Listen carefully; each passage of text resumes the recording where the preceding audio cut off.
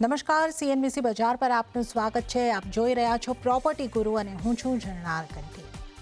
તો પ્રોપર્ટી ગુરુના એપિસોડની અંદર આજે આપણે ખાસ વાત કરવાના છે. ખાસ ગુજરાતના રિયલ એસ્ટેટને પણ સ્પર્શીશું અને મુંબઈના રિયલ એસ્ટેટને પણ સ્પર્શીશું કે ક્યાં શું ખાસ થઈ રહ્યું છે, નવા ટ્રેન્ડ કેવા બની રહ્યા છે અને હવે ક્યાં ગ્રોથની સંભાવનાઓ સારા ડેવલપર્સ દ્વારા જોવાઈ રહી છે. આ ખાસ ચર્ચાની અંદર આજે મારી સાથે જોડાયા છે મેફેર હાઉસિંગના મેનેજિંગ ડિરેક્ટર, ચેરમેન અને મેનેજિંગ ડિરેક્ટર ડૉક્ટર નયન એ શાહ. નયનજી, સ્વાગત છે આપનું સીએનબીસી બજાર પર અને આપ અમારી સાથે જોડાયા, આ સમય ફાળવીને બદલ સૌથી પહેલાં આપનો આભાર માનવા માંગીએ છીએ. અને ચર્ચાની શરૂઆત ત્યાંથી કરવી છે કે અમે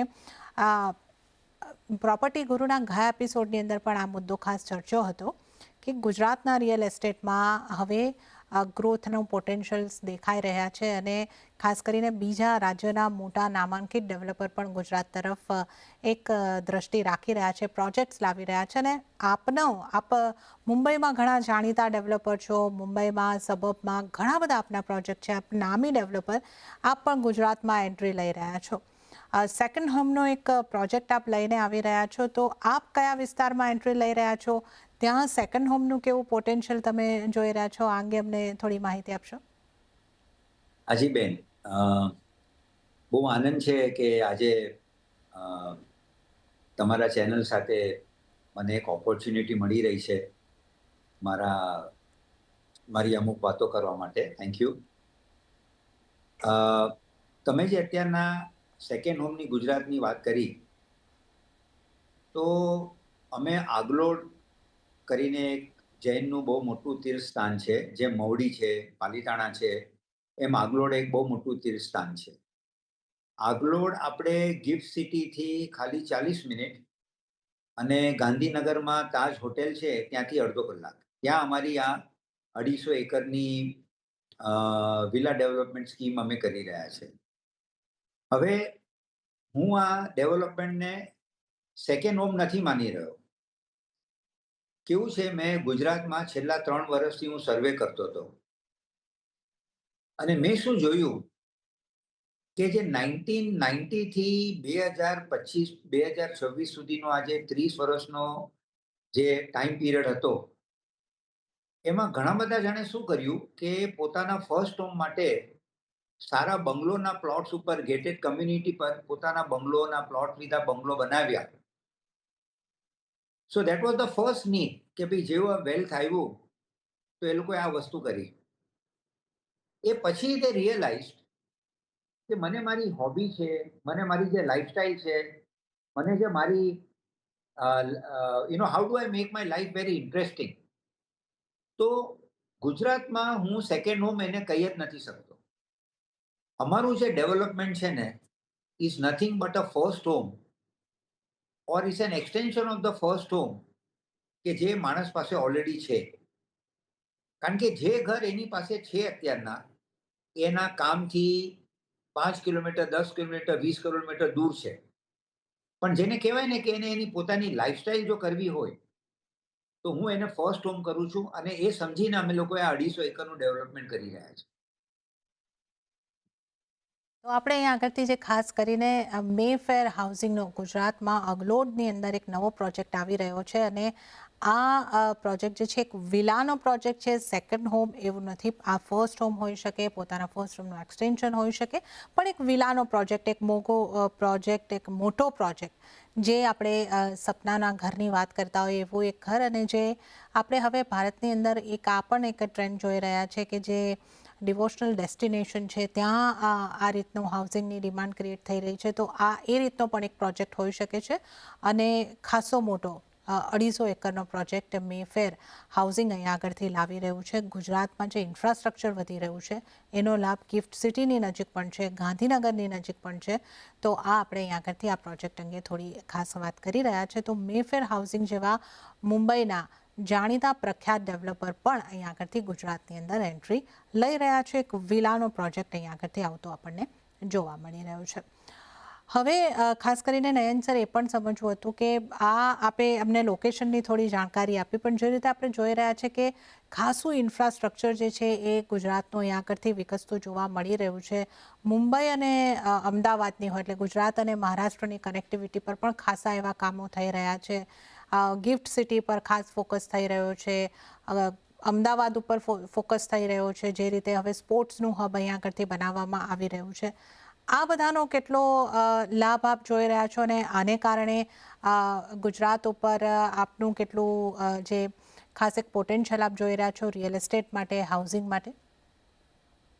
બેન, આજે ગુજરાતમાં કોમનવેલ્થ ગેમ્સની અલાવા 2036 માટે ઓલિમ્પિક્સ માટે પણ આજે બહુ મહેનત કરી રહ્યા છે પ્રાઇમ મિનિસ્ટર આપણા, અને લોટ ઓફ જે ઇન્ડસ્ટ્રીયલ ફેમિલીઝ છે એ લોકો પણ આ વસ્તુને કે ભાઈ આપણે 2036માં ઓલિમ્પિક્સ લાવીએ. તો છેલ્લા 10 વર્ષમાં જે અમદાવાદ અને અમદાવાદ મેટ્રોપોલિટનની આજુબાજુમાં ગ્રોથ થયું છે, લાખો કરોડો રૂપિયાનું ઇન્ફ્રાસ્ટ્રક્ચરનું કામ થયું છે, બહુ મિનિંગફુલ કામ થયું છે. અને સાથે સાથે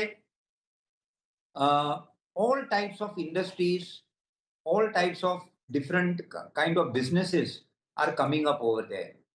So હું ગુજરાતને છે ને એક બહુ યુનિક સ્ટેટ હવે માની રહ્યો છું. ગુજરાતે પોતાના રૂટ્સ અને કલ્ચર અને વેલ્યુઝને રાખતા how it is becoming an international city, a country within India, એ રીતે વિસ્તાર કરી રહ્યું છે ગુજરાત. અને સેકન્ડ પોઈન્ટ છે કે ગુજરાતના માણસોનું કલ્ચર એવું છે કે they are welcoming. their value systems are કે જો સારો માણસ કામ કરતો હોય તો I don't want to see colour, caste, creed કે ક્યાંથી આવ્યો. બસ સારું ડિસિપ્લિન રાખે, સારી કલ્ચર રાખે, ઓનેસ્ટી, ઇન્ટિગ્રિટી હોય તો they welcome. So I think the highest, જેને કહેવાય ને હોટસ્પોટ જો સરખું થયું હોય તો બોમ્બે પછી ગુજરાત છે. બોમ્બે બાદ રિયલ એસ્ટેટનું હોટસ્પોટ ગુજરાત બની રહ્યું છે અને ફોકસ જે છે અહીંયા આગળથી ખાસ કરીને આપણે હવે ગુજરાતમાં પણ મોટા મોટા ડેવલપર્સનો પણ શિફ્ટ થતો જોઈ રહ્યા છે. પણ મુંબઈમાં પણ આપ પહેલેથી જ વિઝનરી રહ્યા છો, કારણ કે જ્યારે આપણે મીરા રોડ હોય, વિરાર હોય, આ બધા એવા લોકેશન હતા કે જેને મુંબઈથી થોડા પેરિફેરલ માર્કેટ્સ તરીકે જોવામાં આવતા હતા. એ સમયે આપના ત્યાં ઇન્વેસ્ટમેન્ટ હતા અને મોટે ટાઉનશીપ જેવા આપના મીરા રોડ, વિરાર, આ બંનેની અંદર પ્રોજેક્ટ છે. તો એવી કઈ વસ્તુ છે કે તમે આટલા સમય પહેલાં, આ બધી જગ્યાઓ હવે આપણે જોઈએ તો મોટી રેસિડેન્શિયલ હબ બની ગઈ છે અને અહીંયા તમારા ઇન્વેસ્ટમેન્ટ ઘણા આગળ વર્ષો પહેલાં હતા. આ જગ્યાઓને ડિફાઇન કરવામાં, ઓળખ બનાવવામાં આપના ગ્રુપના પ્રોજેક્ટના ખાસ કરીને હિસ્સો રહ્યો છે. તો આટલા સમય પહેલાં આ જગ્યાઓને ઓળખવી, કઈ રીતનું વિઝન તમારું આ જગ્યાઓ માટે રહ્યું હતું?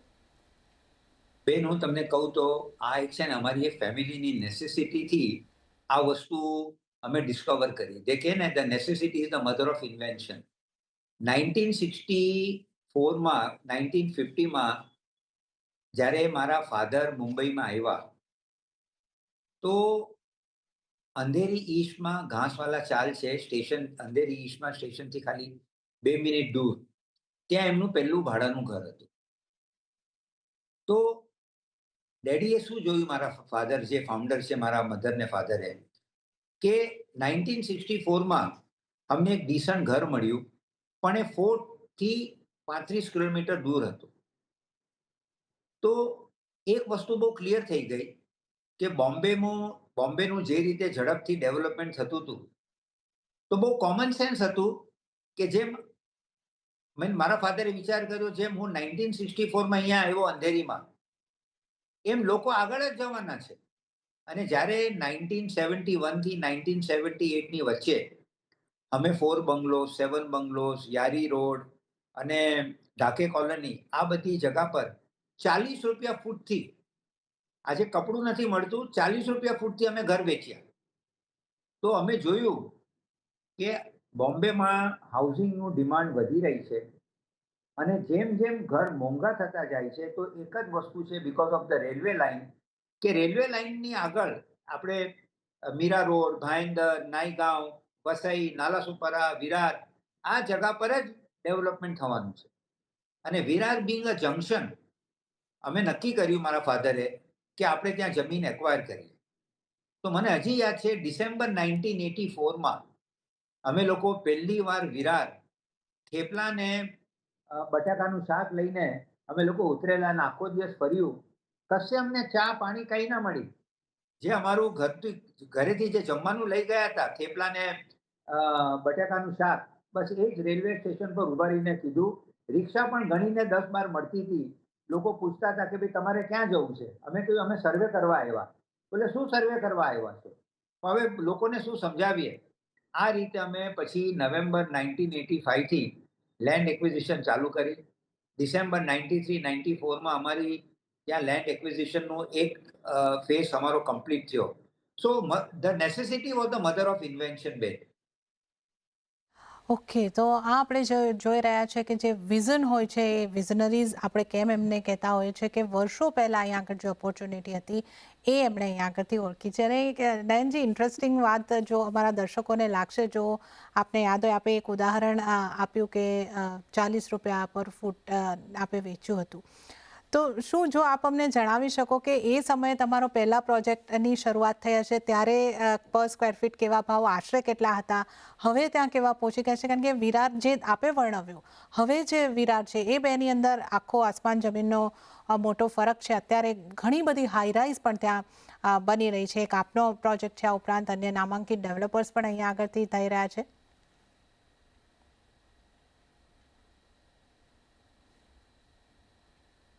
બેન, અત્યારના જે ડિસેમ્બર 2024માં એક નવો રૂલ આવ્યા, કહેવાય છે UDCPR, urban development control promotion and regulations. એના પ્રમાણે અફોર્ડેબલ હાઉસિંગ પણ આજે 22 માળ, 25 માળ, 40 માળના ટાવરમાં થવા લાગ્યા છે. તો આજના દિવસે જે પ્રીમિયમ્સ અને જે કોસ્ટ છે, તો જે જ વસ્તુ અમે યારી રોડ કે વર્સોવામાં 40 રૂપિયા કે 160 રૂપિયા ફૂટે અમે વેચતા હતા, એ જ વસ્તુ વિરારમાં આજે અમે 11,000 રૂપિયા ફૂટ ઓન રેરા કાર્પેટ એરિયા વેચી રહ્યા છે. અને મીરા રોડમાં આજે 17,000 થી 18,000 રૂપિયા છે.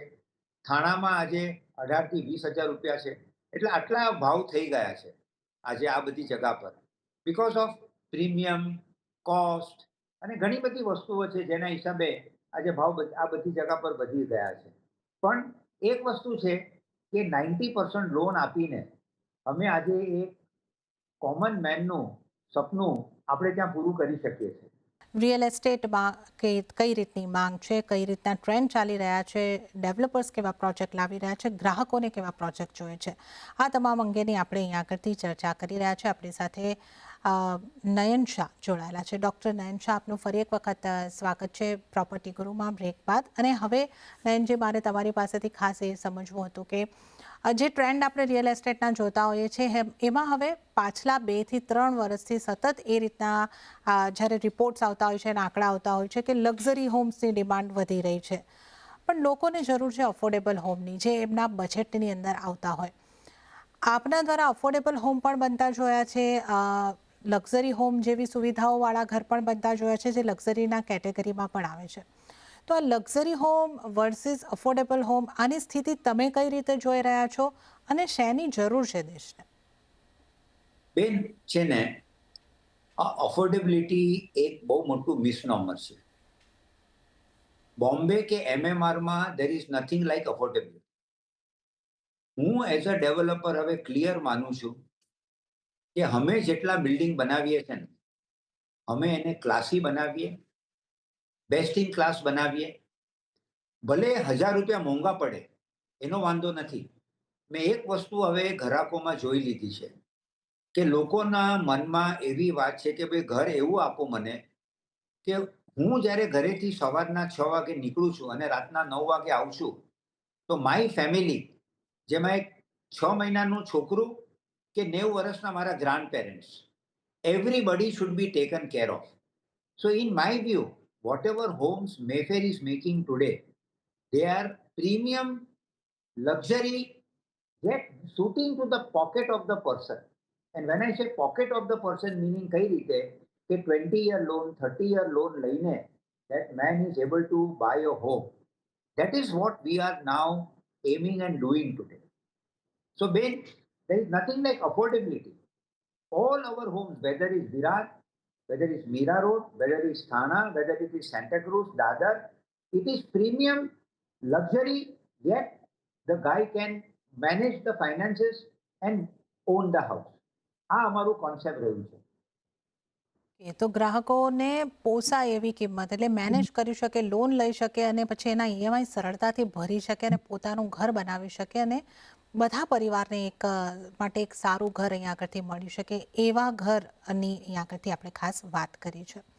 નયનજી, હવે એ પણ સમજવું હતું કે ઘરમાં ઇન્વેસ્ટમેન્ટ આપણે જીવનમાં એકવાર કે વધીને 2 વાર સામાન્ય રીતે માણસો કરતા હોય છે, તો આ જે લોંગ ટર્મ વેલ્યુ એની હોવી ખાસ જરૂરી છે. તો આ મુદ્દો ગ્રાહકો માટે પણ કેટલો મહત્વનો છે અને એઝ અ ડેવલપર આને આપ કઈ રીતે કન્સિડર કરો છો? બેન, બહુ જ સરસ સવાલ કર્યો છે તમે. બહુ જ સરસ સવાલ કર્યો છે. સી, આજે અમે લોંગ ટર્મ વેલ્યુ કઈ રીતે લાવીએ છીએ?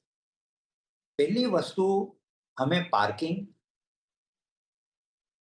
Feeling when I enter the house, feeling જ્યારે હું ઘર છોડીને ઓફિસમાં કામ માટે જાઉં છું, કે મારો દીકરો સ્કૂલમાં જાય છે, કે મારા પપ્પા મમ્મી પાર્કમાં જાય છે, પ્લસ ઈ ડેક, એટલે એને કહેવાય છે એન્ટરટેનમેન્ટ ડેક.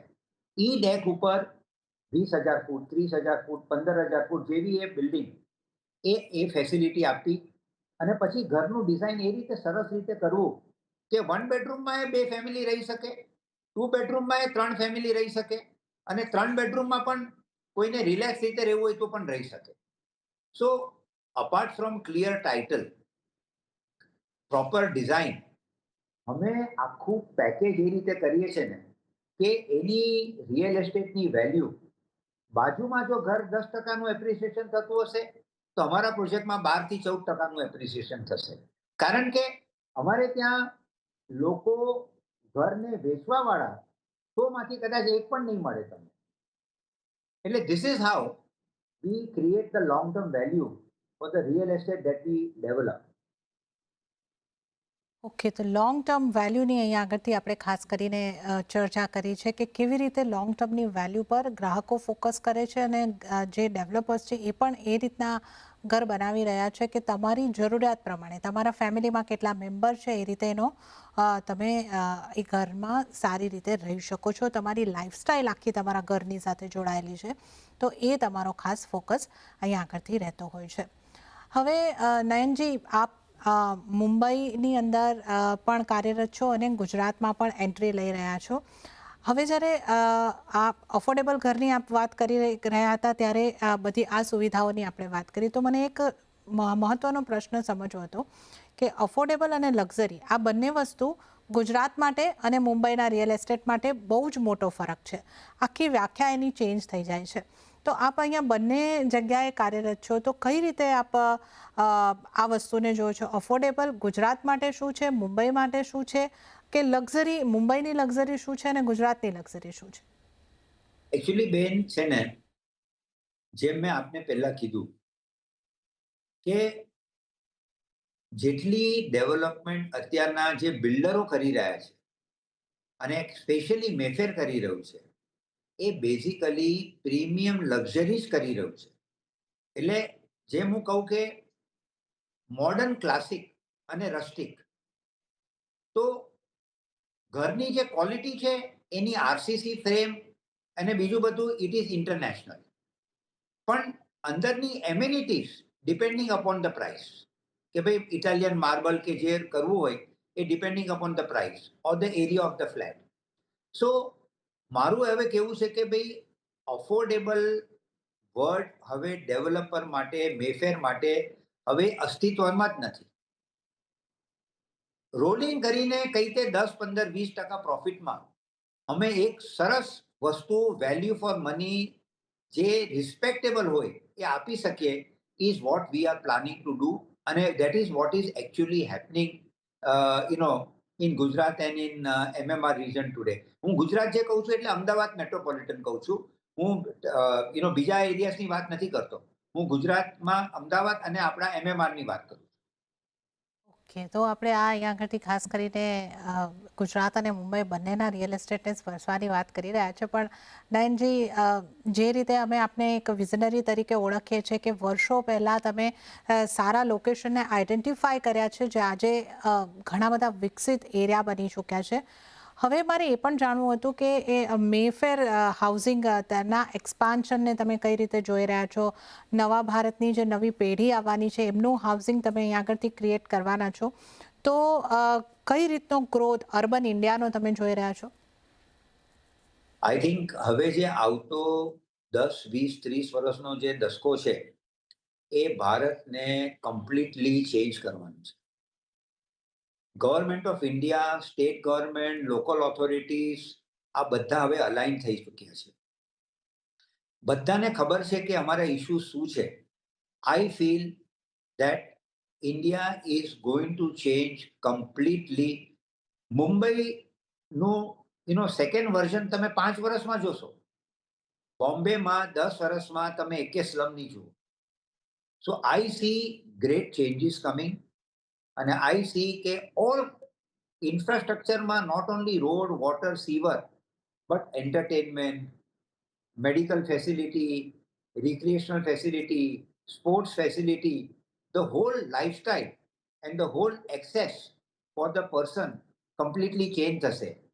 MMRDAનું જે ટ્રાન્સપોર્ટેશન જે ગોલ છે એ છે 0 to 59 મિનિટ્સ. બેન, 0 to 59 એટલે શું કહેવા માંગે છે ખબર છે? કે MMRના 8,000 સ્ક્વેર કિલોમીટર MMR છે. તો ત્યાંથી એક જગાથી બીજી જગા કોઈએ જવું હોય ને તો લેસ દેન 59 મિનિટ્સમાં માણસ એ રેલવે સ્ટેશન ઉપર કે બેઝિકલી એ જંકશન ઉપર પહોંચી જશે. પછી એને 5, 10, 15 મિનિટ જે લાગે આગળ જવા માટે. તો this is how the whole thinking of government is change. ફૂટપાથની પોલિસી 9 to 90 કે છે, એટલે 9 મહિનાનો છોકરો થી 90 વર્ષનો માણસ જો એ ફૂટપાથને યુઝ કરવાનો હોય તો પણ એ ફ્રેન્ડલી થવું જોઈએ. So I think everybody is now getting align. Opposition હોય કે રૂલિંગ ગવર્મેન્ટ હોય, આઈ થિંક હવે અર્બન ગ્રોથ માટે the whole country is align.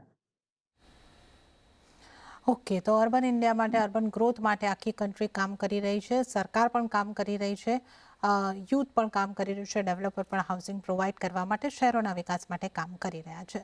નયનજી, એક સવાલનો જવાબ આપની પાસેથી થોડો ટૂંકમાં ઈચ્છીશ કે જે આજને અમારા પ્રોપર્ટી ગુરુના CNBC બજારના દર્શકો છે એ ઘર લેવા ખરીદતા હોય, જો આપણે MMRની વાત કરી લઈએ કે જે મેટ્રોપોલિટન અમદાવાદની આપણે વાત કરી લઈએ, તમે એમને શું એડવાઇસ આપશો? કેવી રીતે એમણે લોકેશન પ્રોજેક્ટ સિલેક્ટ કરવા જોઈએ? મારું એ માનવું છે કે બોમ્બેમાં અબાઉટ 35 થી 40 માઇક્રો માર્કેટ્સ. એ માઇક્રો માર્કેટમાં કોઈ પણ પ્રોજેક્ટ તમે લેવા જાઓ ને તો પહેલા એ વસ્તુ જોવાની છે કે ભાઈ મારી કમ્પ્લીટ લાઈફસ્ટાઈલ, એટલે 6 મહિનાનું મારા ઘરમાં એક નાનું બાળક છે, થી 90 વર્ષના મારા ગ્રાન્ડ પેરેન્ટ્સ, 9 to 90 સુધીની બધી ફેસિલિટી એ બિલ્ડિંગમાં છે કે નહીં, અને હું કમ્ફર્ટેબલી એને વાપરી શકું છું કે નહીં. બસ આ વસ્તુ જો બેઝિકલી એ ડેવલપર આપી શકતો હોય કે આપી રહ્યો છે, અને તમને એ પ્લાન જે પાસ થયા છે, જે રેરા છે, એમાં એ તમને ડેમોન્સ્ટ્રેટ કરી શકે છે, તો આઈ થિંક એ વસ્તુ આપણે ડેફિનેટલી લઈ લેવી જોઈએ, અને એમાં વધારે વિચાર ન કરવો જોઈએ. અને સાથે બ્રાન્ડેડ ડેવલપર્સ હોય કે જેનું 30 વર્ષ, 40 વર્ષનું રેકોર્ડ હોય ને, બસ આ જ બે વસ્તુ જુઓ. બાકી રેરા આ બધાથી હવે all customers are very safe, they are very well covered. હવે ખાલી એટલું જ જોવાનું છે કે ડેવલપરનું બ્રાન્ડ શું છે અને ડેવલપરના પ્રોડક્ટમાં બધી જ વસ્તુઓ કવર થાય છે કે નહીં, એ જ આપણે ચેક કરવાનું છે. બેન, હું આટલું જ આજ બે વસ્તુ હું તમને એડવાઇસ કરીશ. જી, બાકી ભાવ તો બધાના કોમ્પિટિટિવ છે હવે. જી, તો આ આપણે અહીંયા આગળથી ખાસ જે નવા ઘર ખરીદારો છે એમને માટે તો ખાસ નિષ્કર્ષ છે. આ આખા એપિસોડના નિષ્કર્ષની આપણે વાત કરીએ તો તમારા માટે લક્ઝરી કઈ હશે, તમારા પરિવાર માટે યોગ્ય ઘર હોય એ જે તમે સરળતાથી અફોર્ડ કરી શકો, લોન લઈને જેની લોન તમે આરામથી ભરી શકો, એ રીતનું તમારું બજેટ હોવું જોઈએ. અને કનેક્ટિવિટી બહુ જ વધી રહી છે તો તમે થોડા પેરિફેરલ એરિયાની અંદર પણ સારા ઘર લઈ શકો છો. તો આ આપણે અહીંયા આગળથી ખાસ ચર્ચા કરી છે, અને આ સાથે જ નયનજી, આપનો ખૂબ ખૂબ આભાર અમારી સાથે જોડાવા બદલ, અને આ ખાસ રસપ્રદ ચર્ચામાં ભાગ લેવા બદલ આપનો આભાર. તો પ્રોપર્ટી ગુરુના આ એપિસોડની અંદર પણ હાલ પૂરતું આટલું જ. હાલ મને પણ આપશો રજા, પણ વધુ અપડેટ અને સમાચારો માટે આપ જોતા રહો CNBC બજાર. નમસ્કાર.